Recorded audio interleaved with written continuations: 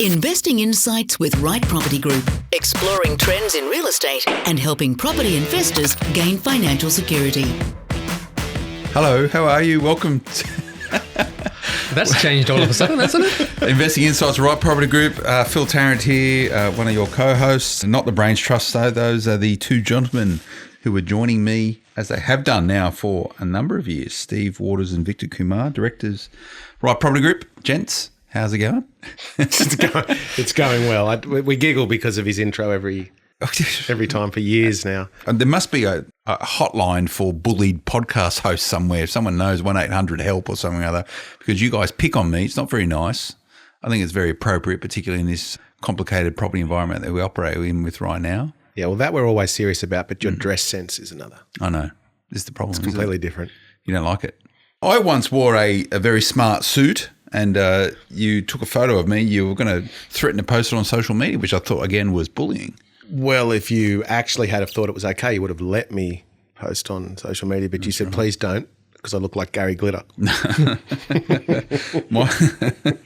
Anyway, how are you, Victor? It's the voice of sensibility and reason. I'm good. Here. Did you notice that I strategically stayed out of it? I did. Yes. I know. Hence the reason why I jumped in and pulled you in to try and help me alleviate some of the heat I'm copping from your business partner over here. It mustn't be a good time in property. Do we need to get on the couch, Steve, and debrief or something? It was a slow property week, right? So we need someone to sledge. You need someone to sledge. Yeah. Okay. We're just waiting on the coffee, actually. That's what it's about.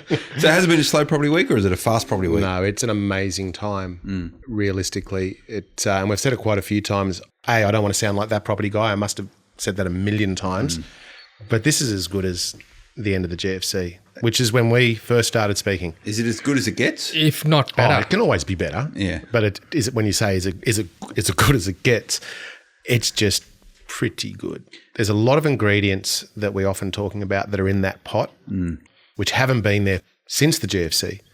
And I would also argue that some of the ingredients that aren't in the pot don't necessarily need to be there, which is what a lot of people fundamentally think that they should. So the challenge I have with this, Victor, is that depending on who you listen to, you'd be running away from property as an asset class right now. Why do you guys think it's so good? Look, when you look at it from a viewpoint of a hallmark of a strong property run, money needs to be easily accessible and relatively cheap. Supply needs to be relatively low.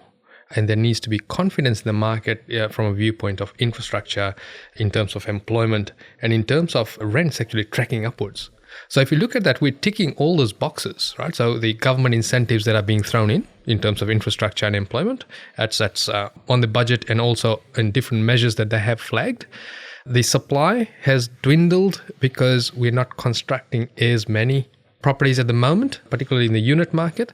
Yes, I guess the counter argument is that immigration's at a low point, but that in itself, as we were discussing earlier, Steve, was that when immigration opens up, that adds another layer of demand for property, for rental properties. And when all of these come together and overlay that with good vibes in terms of property, if I can find the word, it just gives all the perfect ingredients of a good, strong run with people buying now and jumping in now. Having said that, there'll also be casualties in this market as well. Without doubt, there'll be some casualties, and there probably already is. But just going back to your early commentary around about the cost of money and how accessible it is, it's a trend that's been there since the beginnings of time, that the more accessible credit is and the cheaper it is, people's risk profiles are parallel to that. So when money's cheap, people's risk profiles tend to amplify a little bit. And I don't mean risk in its true sense, but also as the cost of money gets bigger and credit is harder, people tend to rein in everything and their expectations and potentially their plans as well. But all of the data is, I don't know, I think it's kind of not irrelevant. I don't want to say that, but with the people that we are speaking to, so from agents to real estate agents for that matter, the self-employed, the employees, everybody is confident. Now, once again, there is an element of the market out there which is not particularly confident because of job loss and the like, as an example around tourism and so on. But the majority of people that we speak to, it's quite the opposite. Tradesmen, all busy. Builders, busy. Car salesmen, best quarters. Boat salesmen, best quarters. There's an element of excitement within the economy that was not there at the end of the GFC. And I would argue that today's sophistication, or people are far more sophisticated today than what they were at the end of the GFC as well. And I guess that's a product, Steve, of the GFC was a financial crisis, whereas the COVID pandemic is a health crisis, which has perpetuated a financial crisis. So the underlying health of the economy prior to COVID was pretty good. Everyone's got a pretty big hit along the way. But now what you're seeing is that inherent underlying strength of the economy running through, to your point, and something you use all the time, the ground truth of what's happening right now. Trades are up, car sales are up, boat sales are up. And there's some data here I was looking at just the other day. Credit card spending is up from where it was at the start of COVID. Business confidence is up. There's another big key differentiator of positive and negatives market. Private home sales are up. It continues on and on and on and on. So I'm going to call this is the big, great data divide or data discrepancy, or, in a recession, you're not supposed to have these strong economic indicators. And this is where I believe everything it's a bit of a false negative in all components of not just the market, but the data that we ingest daily. You mentioned something that was quite important though as well. The GFC was a financial crisis. Today we have a health crisis that is perpetuated into a financial crisis. It's still a financial crisis. The trigger points were potentially different, but the mindset going in is different. The mindset going in, everyone was living quite large beforehand, and the rug was pulled from underneath them. But I'd argue that the GFC was exactly that as well. Yeah, absolutely. So I was only having a chat this morning. When do you think we'll officially come out of being in a recession? Do you reckon that's going to be end of the financial year? Well, technically, obviously we're in that recession. I don't know, and there's already some talk around business activity has already increased, and I think you might have just mentioned that. But I still think we have quite a long way to go before you can hang your hat on we're out of a recession. And even if it's a quarter of positive growth and then technically we're out of the recession, I'd like to see a string of 6 of those together before we can start being quite confident on where we're going. Yeah, and the official manoeuvre out is 2 quarters of positive growth, correct, right? We had negative growth of 7% last quarter, so unless it goes backwards, it's the only way is to go forwards. That's true. Now, importantly, we haven't bended that word around as much as one would expect, right? So you're not hearing that word recession being thrown around by the commentators as many times as one would expect. So that sort of gives you an indicator as to where the market is, both in terms of in between the ears of these commentators and also the real market in terms of the economy. There's very strong positive signs out there of a good recovery. I think there's a lot of other news out there that's taking its place. So as of today's recording, we have a US election that is yet to... Well, it looks like it's going a particular way now. Well, it depends on what polls you look at. Yeah. And this is the point. We've stopped calling it elections because remember what happened here in Australia, right? So. Yeah, well, exactly. But sort of jokes aside, no one knows what that's going to be. The media and the fake media and everything else that goes around it, it's just who you keep clicking on is what news is going to be fed up to you, literally on your social Instagram, media, on your social media, because that's where the majority of people will sort of digest that information. Property's no different than what we have today. The more you click on something, the more of that similar information that you will get. So if you're a doomsdayer, that's all the media that you're going to see in front of you. Very few people are out there buying newspapers today. Yeah. It's all on social media, and that is the herd mentality. That's the new form of herd mentality and potential FOMO within the market. So we've got a US election. That's pretty big news. And that will have a direct effect on the Australian market, no matter which way it goes, in some way, shape or form. We also have the US and Europe with their reinfection rates larger than what it was initially, like when COVID first came out. Pretty bad. And so that's going to have an effect on their economies, and that might flow through to ours. And something as simple as, well, when do we open our borders? That's all really good. But if the rest of the world's infected, we're not letting them in. So there's a cyclical effect here. So from an insular point of view, we have to deal with the right here, right now, and what we have. And once again, that's why trying to look at historical data and historical trends are irrelevant in what we're facing today. So what you're saying then is that as you look back for clues in history of how we may propel ourselves out of this pandemic situation, you can go back to the GFC. It's the most immediate benchmark or example most of us have that we remember that we're actually operating business in to go, hey, where are the clues there for how we are going to move forward after this? And then you've got to go back a lot further into the 70s and maybe some significant changes in governments. But then back to the end of the World War II, there's probably some clues in there about how the economy will track after this. And you even go back further to 1919 as the world emerged out of World War I, conflict in Europe and the Spanish flu. It's probably the easiest example to follow. But financial markets have changed considerably since then. The way economics and economies operate are very different from then. So there's no real guiding light. There's no beacon there's no shortcuts. There's no clues, really. No, I mean, some clues. Yeah, there's some very sort of high level clues. But if you go back to that moment in time with the industrial age, we'll call it, there's no manufacturing industrial age that we have today. It's a technology sort of scenario more so than everything. So all of those clues and the way that things eventuated back then are vastly different from today and will be continuing. So I believe it'll be those that can look for human trends that are relevant now with a bit of assumptions and predictive methods into what we as humans and how we're going to live, and then make and execute the decisions in relative to property as it is today. So we were very, very early in coming out and saying, you watch how COVID will change people's nature and how they live and where they want to live. You can go back and listen to the podcast, the lives, even the videos we did. And we said that people will flee the built-up metropolis areas and they will look for affordability and lifestyle. Now, is that because we're so clever? No, because there was a clue, same as there was from the GFC. Different trigger point, same results to a degree, and it will continue to be the same. Now, whilst it might sound like I'm contradicting myself because this has got different trigger points as a pandemic and therefore a financial crisis, as humans, we still need connectivity, we still need jobs, we still need credit, money, and we still need a roof over our head. That won't change. Do you subscribe, Victor, just before we get on to your point, do you subscribe, Steve, to this sea change, tree change phenomenon that's happening right now? What was it? Phenomenon. Yeah. And I'll preface that by saying, let's look for the clues, what we know so far. This is a completely new world, completely new environment, completely new learned experience for every single person in business or otherwise, right? So COVID hits, everyone gets sent home. That's the way it is, right? And everyone goes, I like working from home. This is good. I want to do this forever. Oh, I don't actually need to live near the city anymore. I'm going to go and live in whoop whoop, right? So, but already we're starting to see so much fatigue with the remote working, so much fatigue. And now it's starting to happen. A lot of big CEOs are saying there is this myth of greater productivity, people working from home. Once this honeymoon period is over, which it is becoming over now, the reality of it is very, very different. It's going to impact business moving forward. So do you subscribe to A or B? A, everyone can work from everywhere and therefore that's going to shape property prices? Probably a hybrid model, somewhere in between, because you mentioned the sea change, and as hard as I try, I can't seem to get that to stick. I've called it the sea change, like COVID. C for COVID. You get it? You got it? Right. Yeah, I got it. You can run with that. Just ask me.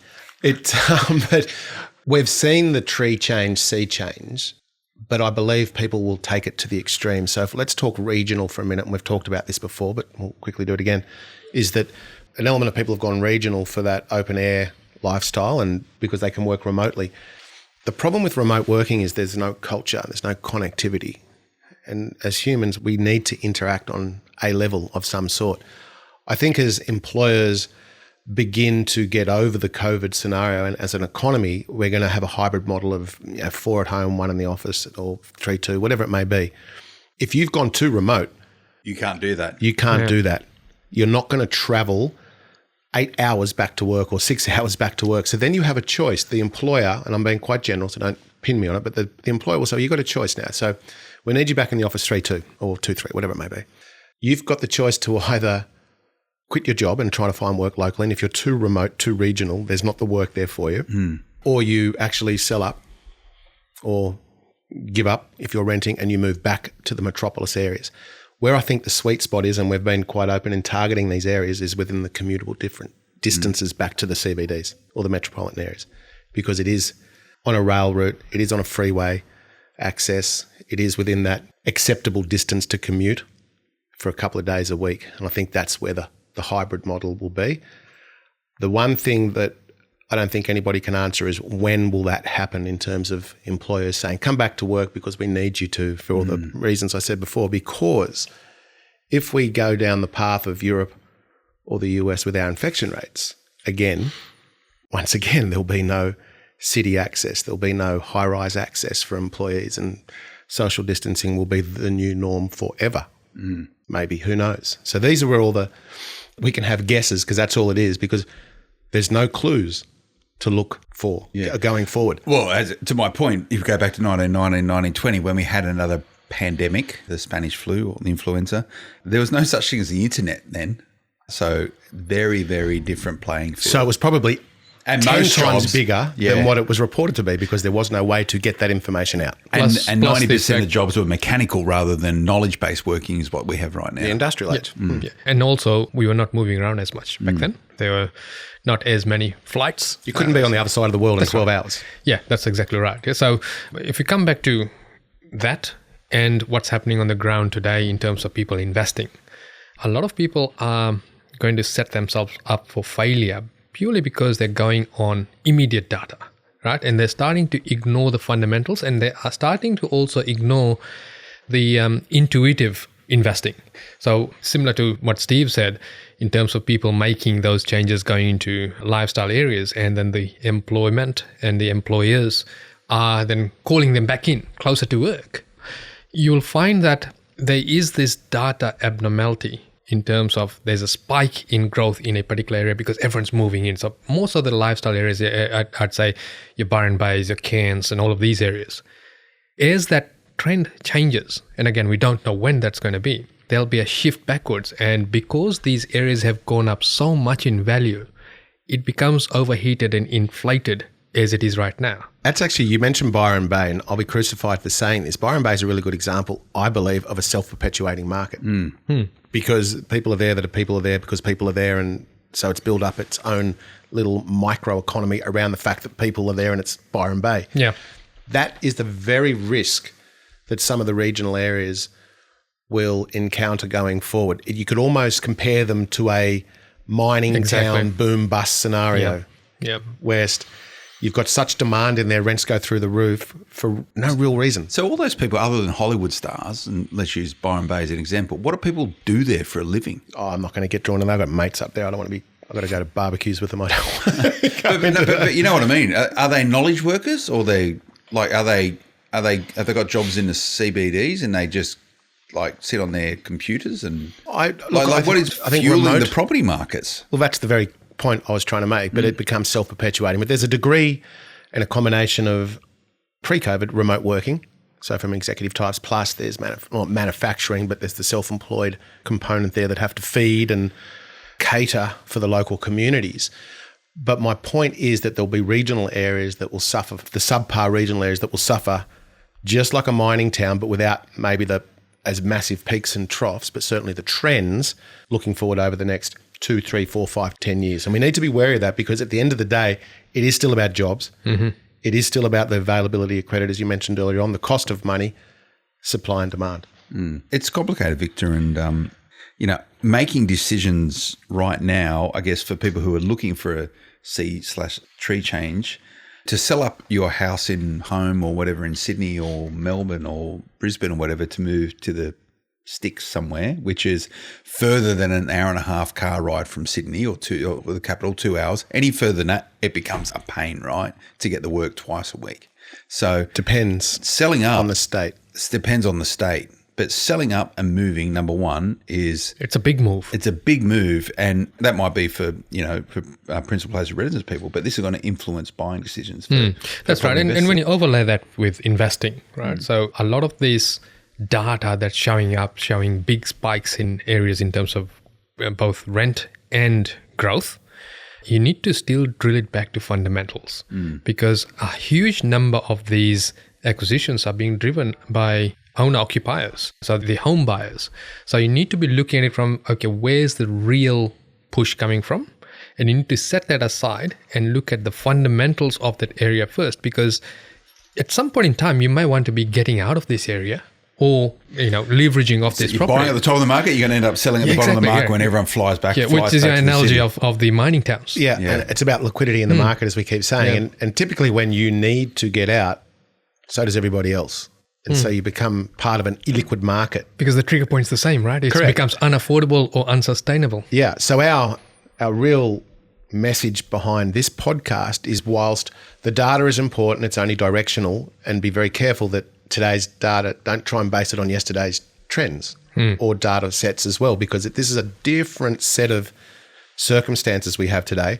Because technology is far more readily available today, we have the chance to work remotely and not need to be in CBD pent-up areas. But be very careful how far you stretch that rule. Yes. Is what I would So say. how do you de-risk that then as a property investor? So you should be investing somewhere that has an airport with a direct flight to a capital. I don't think it's as easy as that. Yeah, but it's like saying go and buy where there's a Bunnings because they spend millions of dollars doing research. It's not as black and white as that.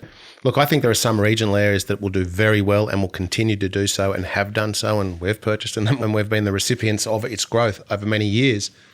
But in a very general sense, if you're looking for that change to invest in and you want a balance of growth and cash flow, well, then look within the commutable distance from the CBDs, their commutable distances.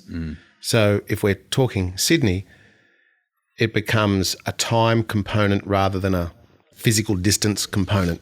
Whereas if it's Victoria, it becomes a combination of both. If you go to Adelaide and you're an hour out of the CBD, well, an hour and a half, you're in nowhere. So it's all quite relative. You're in the desert. Potentially. Yeah. Nothing against the South Australians. No, it's a great place. So it's all relevant to the area. I would say don't get too funky and clever with where you're purchasing, because at the core of it all, the fundamentals won't change. Yeah. That's true. And having said that, now's the time to jump in. If you've been sitting on the fence all this while, now is the time to jump in, because you've got cheap money. You've got all the hallmarks of strong growth over the next couple of years. And you don't want to do what most people did in the Sydney market, which was waiting for it to come to an absolute frenzy in 2017 and jump in then. And guess what happened immediately after that? Came back. Yeah, and so FOMO is really what you're talking about there. And there's the analogy, while you can borrow, you should. You don't have to spend it. Yep. But at least you're prepared should the opportunity present itself. Because once you need the money, it's usually too late. The horses sort of bolted, shut the gate. So be very real on where you want to be and start making those steps and taking action now, because I can guarantee you that between today moving forward over the next 12 months, everything is going to be amplified in terms of how busy it is, whether it be a finance approval, it'll take longer. Whether credit becomes more readily available, it'll be harder. And you'll be competing against so many other people as well in terms of property. Just look at what happened in Melbourne over the weekend as the lockdown started easing out. Biggest ever clearance rates. No, they had their biggest auction day on a grand final day ever. Not so much in results, but how many went up for auction. Like the actual, the number of, not percentage of. Yeah. So it's an amazing, and we've said this too, we said, watch Melbourne get a little bit of mobility and all the data sets will change, and that will affect the general averages across the country as well. So you mentioned consumer confidence index earlier on. Melbourne's a big part of that, generally speaking. And so once we start to see their mobility, we'll start to see consumer confidence level ramp up, and that will affect the general averages, which will then start to self-perpetuate. Now, whilst all of this may not sound very scientific, it's quite deliberate that we're trying not to make it sound that scientific, because it's not. You don't have to make this as complicated as potentially it needs to be. So we talk about data. So I've just scribbled it down. There's a data discrepancy. There's a data divide. There's a dilution of data. All this data-based decision-making right now in terms of the property investor making more informed decisions, it's all happened and it's old. It's changed so quickly. So what are the data sets you need to be looking at moving forward to ensure you're making those right calls? Well, let's just take, only because we're recording in Sydney, let's use Sydney as an example where there's double-digit vacancy rates. Everywhere, Steve. Everywhere. But literally maybe here in this area and 3 kilometres into the CBD, right? Yeah. So it's double-digit vacancy rates. And that is the truth. It's not around here, by the way. No, not in North Sydney. But you'll only find them in Alexandria, for example. Yeah. Maybe Green Park. Isn't that where you... No, that's right. I don't invest there. No, but we don't need to go very far where, like maybe an hour, and we're down to less than 1% vacancy rates. And if I can give you an example from the weekend where we expected circa $400 a week for a property, and it had 33 groups of people through there, 17 applications, 9 sight unseen, and it got $450 a week. Who are these people renting it? Your mum and dad, everyday person. Well, where were they 6 months ago? well, this is, I don't know, probably not even thinking about a pandemic and reassessing their life. This is my point. COVID has changed the way that we will look forward for many years to come. It has been an absolute reset for just about anybody that I know. Mm-hmm. End of story. Whether it's the way that we look at business, where we want to live, how we live life. How we spend our money. How we spend our money. But mark my words, it'll all get back to, let's call it the old normal, somewhere in the next decade. But in the meantime, people are reassessing. So if you own property, Victor, in the major capital cities, should you be concerned that everyone's going to jump in their car and drive north, south, east or west and leave the CBDs, leave the cities and end up in coastal towns or regional towns? Not necessarily, right? There will be definitely a dilution of rent in the built-up areas, so your high rises and so forth. And any area that was inflated in terms of rental before COVID and the fundamentals weren't there from a lifestyle perspective, but is close to work, they're going to suffer. Yeah. Any areas that had a high density of overseas students renting or Airbnb, they will suffer. But if you go back out into the burbs, you've got your stable family tenants, and you are likely to have less movement there, and therefore that creates that bounce in terms of rental. So when you drill back to any crisis, it's these areas with the compression factor that increases rental yield. Yeah, so if you recall, Steve, back during the GFC, we saw the same phenomena where people are moving out from their $800 units, houses, and moving into the $500 unit or houses. I'm talking rental per week. Yeah, the $500 ones, they get compressed back to say the $400 area. Beyond that, there's nowhere else to go. So it's affordability. Yeah, affordability. And the compression happened again. And they also, this time around, but they also, the analogy or the formula where people say prices rise in the inner cities first and the blue chip areas and then emanate out. Mm-hmm. During the GFC, we said, no that won't happen. It'll be the absolute opposite. And it exactly happened that way where the higher yields were. And we think, or we've said publicly that it'll happen again this time, and it already has. Where people get it wrong is they tend to put residential real estate as residential and that's it. And commercial is commercial and that's it. But residential real estate gets to a point, well, actually always there's a commercial aspect to residential real estate. And once it starts to generate, commercially speaking, enough cash flow, it then becomes a very attractive investment vehicle for a lot of different people. And once it hits that tipping point, you start to see people come in. So once again, it's not just about the inner cities. It's not just about the emotional pull and scarcity, which it is. Like there's definitely a degree of that.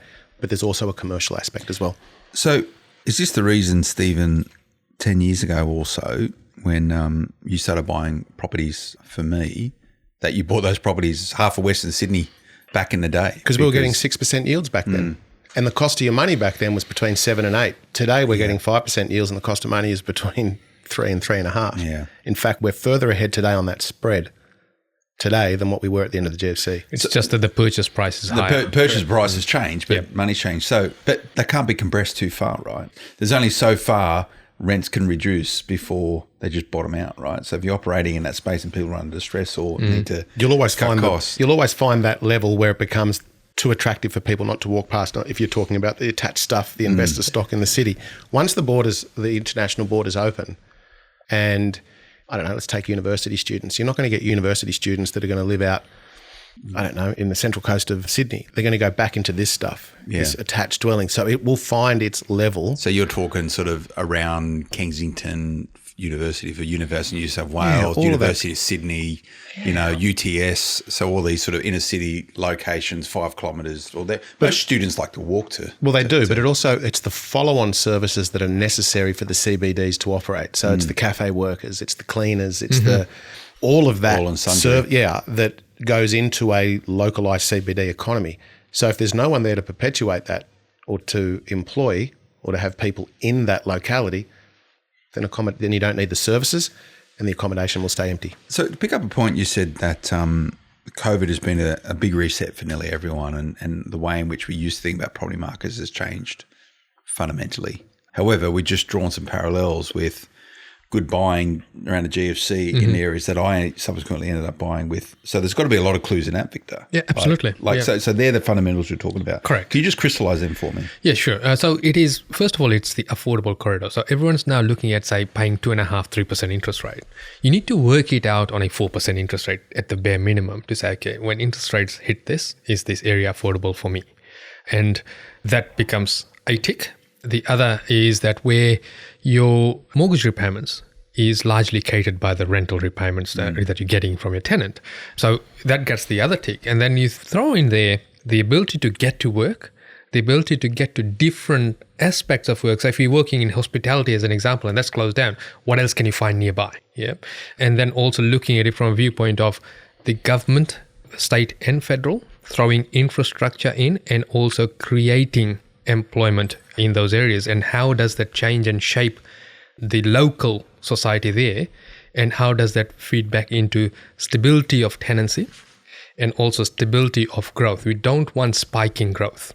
We want consistent growth. Spiking growth can get you into trouble because if you jump on at the wrong end of the spike, you're sliding down and you're losing equity. And usually in that scenario, you've also speculated, so you're not taking into account that interest rates will go up. And if it doesn't go up, you're in trouble. That's really interesting. As you were saying that, I was thinking about transient markets, that what we identify as transient markets, because at the end of the day, we want to retire our mortgages. Correct. That's the goal. And so a transient market for us might mean something that we're purchasing in to eventually sell and take those profits, those large amounts of capital to pay down other mortgages, as an example. But what made me, I don't know, smile, if you will, at the beginning of the year, we did a podcast around Design Your Decade. Two podcasts. Part one, part two. Part one, part two. You've been paying attention. Well, Believe it or not. Probably the first time.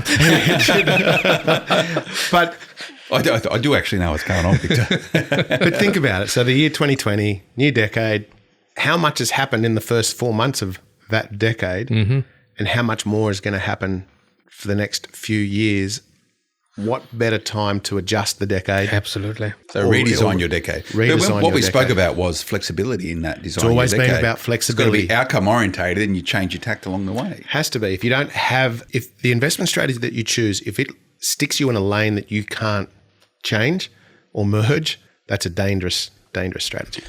So going back to the start of the discussion, gents, we sort of said, is it as good as it gets? Which we didn't say that was the case, but you said it's not bad right now for people that know what they're doing. So can you give me some sense, Victor, to how people are approaching you and Steve and your crew at Right Property Group? Are they informed? Are they educated? Are they sort of coming in with a mindset of, hey, it's pretty good right now, I need to capitalise on this? Or people are needing to be persuaded to get rid of all the negativity that they've filled their heads with and look at the positives? Yeah. Okay. So there are two types of clientele that are approaching us. Those that we got properties for just immediately after GFC, they're coming back and saying, get me some more. I was just thinking of that. That's next So level. like round two. Round two, yeah. They're going, so these are the similar environment. Yep. Let's do it again. Absolutely. Because they've seen the result, right? And they've seen how by approaching it in a fundamental way and not straying away from the get out of jail card scenario in the sense that it could go wrong, we need to be able to exit that property, right? So they've come back and said, okay, let's do, GFC reloaded in that sense. Any second generations there, like kids of and yes. Yeah, absolutely. Yeah, I imagine you would. Yeah. And okay, then we've got the people that have come in with total information overload. The reality is that in a market like this, there are a lot of would-be experts out there that have not seen the market in its various forms, in its various phases, and have not been investing either personally or for their clients for more than a decade, 2 decades. So therefore, they've only seen the one market, which is the market going up, and then they've got GFC over here, and then they've latched on to phrases coined and recoined by each other and regurgitate that and appear to be knowledgeable. So this is where this knowledge, because we live in an information age, it's easy to propagate this propaganda, as in one of our podcasts we said, right? So it becomes easy to confuse people because there's so much information. And what we find is that part of our role is to bring them back to basics in order to keep them safe, because there is going to be upheaval in the next couple of years.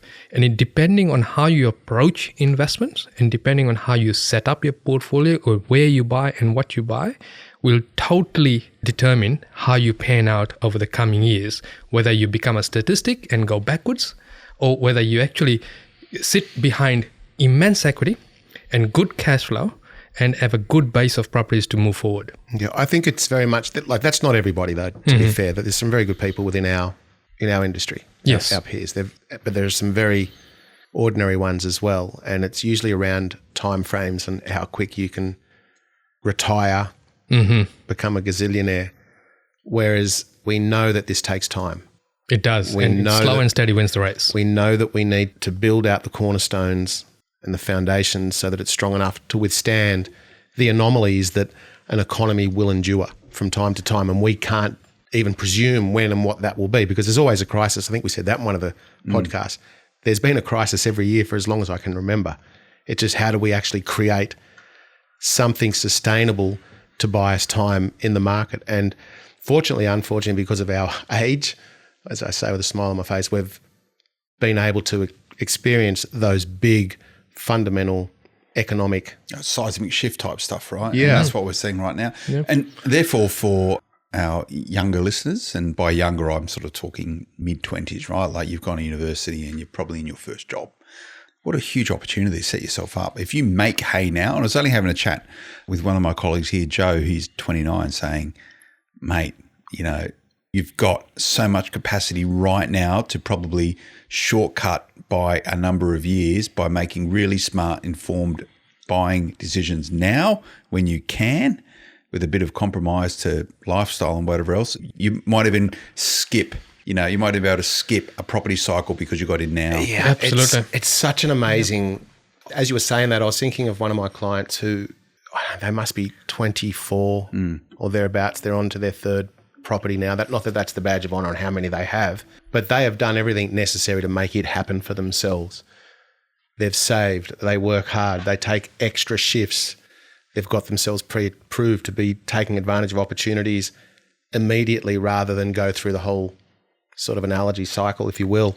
But they made sacrifices as well. Like, they're not out every night at the pub like you. They're at the fish and chip shop, more like it. Yeah. But when I was that age, I was too busy working to even think outside that square. I know. And information is now so much more accessible. There's nothing like this around when I was in my mid-20s, like where you could just on-tap information to educate yourself. You had to go and spend your weekend hungover in a property seminar somewhere, which you just never go to because you couldn't get out of bed, right? Like, it was a lot harder to capitalise on opportunities. Well, it's from organisations like yours that has been able to create platforms in hand with social media that just everything is accessible. It completely democratises information, puts it in the hands of everyone. So then it's only as good as how you use it. Well, and you just mentioned the magic point there. It's in the hands of everybody and it's created by everybody. And the problem as well is that the better the slick marketer you are, take the word slick, the better the marketer you are, is the history you can create. Yeah. May not be true, but there in itself is the danger. Yeah. Like, nothing replaces experience. No, it doesn't. It doesn't. Yeah. Nothing about it. And I was on TikTok last night, Steve, looking around, seeing what's going on. Have you got a TikTok account? I do have a TikTok account. Oh, can you share it publicly? Just to keep an eye on Phil Tarrant on what's going on. Anyway, and I found it awfully tedious, but I'm just, I'd like to keep myself educated. Anyway, there was some guy on it, right, in America, and for some reason, I don't know how it ended up coming into my feed, but it was all about supercars, and this guy that walks up, I don't know if you follow TikTok, it's because he's quite a famous guy. He goes up to people and goes, there's some guy, like a guy driving a Bentley, and he would say, hey man, what do you do for a living? As in, how did you afford a car like this? And they go, I'm in real estate or I'm in tech or whatever. But then this guy comes up and he's got this license plate, bear with me on this, with BRR, B-R-R-R-R-R. And the guy goes, how'd you make any money? And he goes, real estate. I used the BRR system. And he goes, this is how I turned into a property bazillionaire, right? He goes, buy, rejuvenate or renovate, refinance, repeat. I'm on mygov.com.au. It might have been another R. So it was rejuvenate or renovate, rent. That's what it was. Rant, repeat. He said, and I went, well, that's essentially what we do. And I went, well, that's what I did. Exactly. Yeah. That's what I did, under the stewardship of the great work of the Right Property Group. And I went, it's not that hard. It's not. Do you know how this? And I'm thinking about young people, right? Like that's so. We try and make it too complicated. I don't want to promote his system or anything, but No, but I think there's a couple of similarities. I mean, Vic's got the Bentley. I'll get the number plate. I'm happy you picked up on that, Steve. So me remaining strategically quiet didn't work over here. No, not at all. We're just waiting for any chance. This was lined up like hours ago. You being diplomatic at the start of things, I didn't like that. That's an element of weakness. So you go on the front foot there. But for our younger listeners, get in the market if you can, right? Like, the opportunity is there, but you don't want to be a statistic, right? Yeah, that's right. So you don't want to make it complicated. Stick to the basics, stick to the fundamentals, and don't make it exciting. Make it boring. That's the trick. Make it boring. Make it boring and keep it simple. Look at the worst case scenario, which is always around cash flow and what you can afford to pay or not. And if you can look at that worst case scenario and say, you know what? I'm not going to live on 2-minute noodles should everything go bad for me, then do it. Don't chase the trend. Correct. But talking about the different generations then in this market, and we've identified that, put aside some of the negativity about the markets, look for the information that you need in order to make more informed decisions. 20s, 30s, 40s and 50s.